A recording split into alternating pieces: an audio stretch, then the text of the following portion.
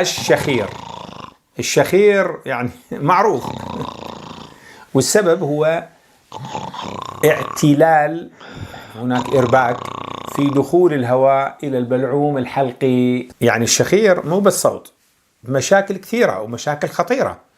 أولا ارتفاع ضغط الدم، ثانيا احتمالية الإصابة بداء السكري تكون عالية. أنصحكم بشدة باستخدام السنور بخاخ يوميا قبل النوم. ميزة البخاخ ده إن هو بيعمل على تليين وتشحيم الأغشية المغطية للأنف، وكمان بيشد عضلات الحلق فبيمنع الشخير نهائيا. قبل النوم كل يوم وهتنسى الشخير وهتدعي. والآن ودع الشخير أثناء النوم، التوصيل مجاني والدفع عند الاستلام.